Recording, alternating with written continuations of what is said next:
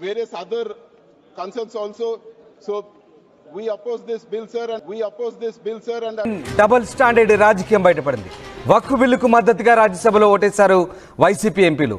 వక్ఫ్ సవరణ బిల్లును వ్యతిరేకిస్తున్నట్లు నిన్నటి వరకు కబుర్లు చెప్పారు. తీరా ఎన్డీఏకు బలమున్న లోక్సభలో వ్యతిరేకించి కేంద్రానికి కీలకమైన రాజ్యసభలో మాత్రం అనుకూలంగా ఓటేసింది వైసీపీ. ప్రజలను తప్పుదోవ పట్టించేందుకే ఓటింగ్ తర్వాత విప్ జారీ చేశారు. ఇక జగన్ మోసం చేశాడనే భావనలో ముస్లింలు ఉన్నట్టుగా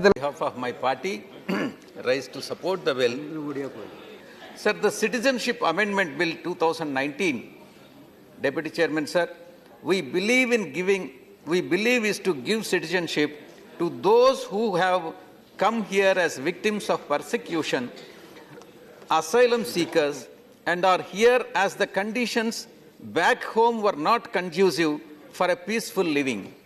To that extent, we accept the bill in its letter and spirit.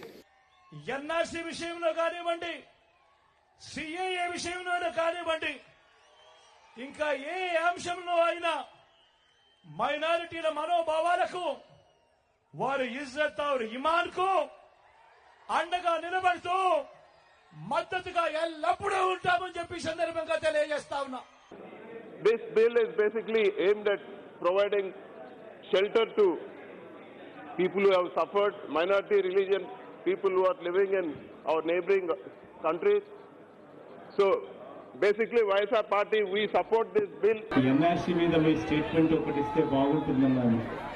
ఇంతకుముందు NRC విషయంగా NRCకి ఎట్టి పరిస్థితుల్లోనూ రాష్ట్ర ప్రభుత్వం సపోర్ట్ చేయదు అని చెప్పి NRCకి ఖచ్చితంగా వ్యతిరేకంగానే ఉంటాము, ఖచ్చితంగా సపోర్ట్ చేసే పరిస్థితి ఉండదు అని చెప్పి మరొకసారి కూడా ప్రతి ముస్లిం సోదరుడికి కూడా భరోసా ఇస్తున్నది. ఇవాళ ఖచ్చితంగా హామీ ఇస్తూ చెప్తాను.